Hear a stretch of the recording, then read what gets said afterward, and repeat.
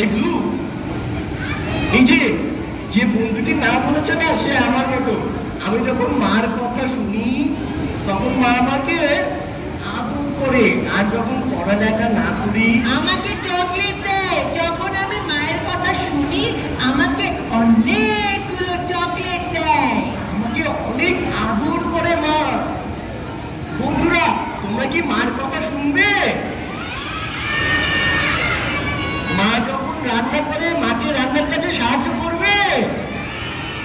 এই তো এই ব্লু, সব তো লক্ষ্মী ছেলে, কিন্তু আমি আর তোমার মতো তো কেউ নেই।